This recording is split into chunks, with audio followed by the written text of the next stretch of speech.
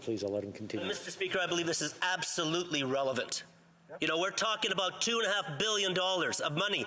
Well, what's $2.5 billion? What's $1.2 trillion of deficit that we've doubled under the Liberals? What does that mean? Oh, it's just money. It's just taxpayers' money. It just puts it upon our children and their children, Who cares?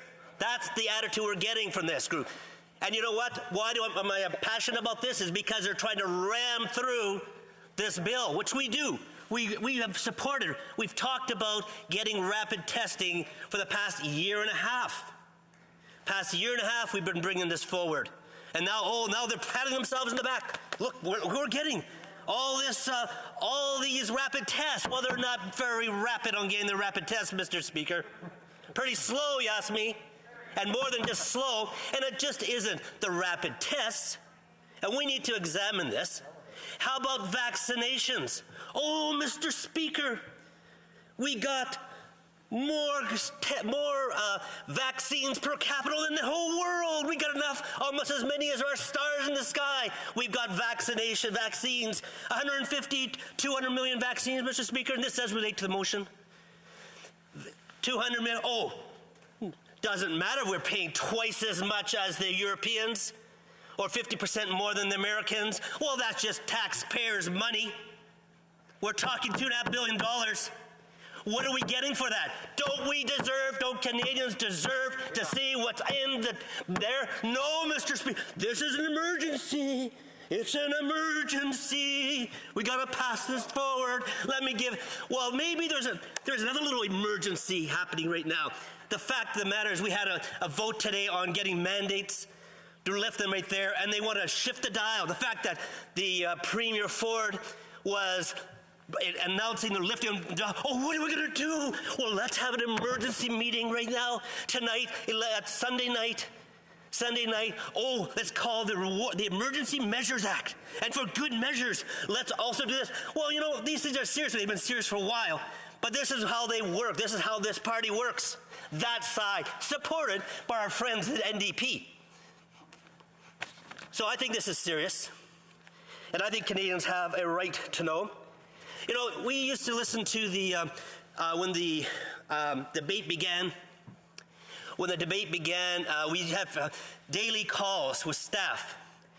And it was a running joke after a while. Well, you know, we'd give some suggestions to the public affairs people who were answering the questions. And then you knew that, give it at the end of the month, and the other side, the ministers would say, oh, okay, yeah, that's a good idea. We'll just incorporate it. Whether it was a 10% wage subsidy at the beginning, that was increased to 75%, or a whole host of measures. They're just, the impression that we get on this side is wastefulness on that side. Absolute wastefulness. Yes. Wastefulness. Here. You know, and it's taxpayers. You know what? Whatever. You know, we've doubled the amount of debt in Canadian history, just in the past little bit right here.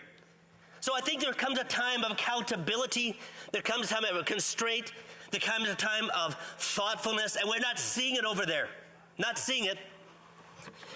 You know, I remember watching what was happening here the past few years and thinking, past couple of years, and I thought, who are we being run by?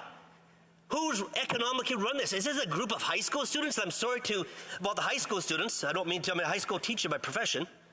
You know, I don't mean to, but this is ridiculous. Oh, maybe we shouldn't be sending these checks to foreign addresses. Maybe we shouldn't, we're going back to high school students, be giving, tens of thousands of dollars to students that have maybe made $5,000. Maybe a bit of thoughtfulness would have been helpful for Canadians, because you're putting us into bondage, members. So this is an important bill, an important vote. So, Mr. Speaker, I would say also this on vaccinations. Well, I'll tell you where they can put that, the rapid tests. I'll tell you where they can put that to good use. They can maybe open up some people they have excluded from Canada. excluded, made lepers. Who are these lepers? The people that are unvaccinated, which happens to be, according to their report, about 20%, maybe more, of the population. Excluding, maybe you can use them so they can travel. That was a conservative position. You know, how about letting people travel? In British Columbia, you know, whoever we're at right now, well, first of all, 20% of the population of households have had COVID in the past month and a half. We're talking millions of people. It's all over. It's endemic. So they're saying, forget about testing. Treat it like you got to have a flu or cold. Stay at home. And now I know hundreds of people that had COVID. I had COVID 3 weeks ago. My wife also. So it's real. And I know people have died from it. Not saying it's not saying that we don't need rapid tests. I'm just saying that we need to show a little more thoughtfulness and respect to Canadian taxpayers. Thank you, Mr. Speaker. Yeah.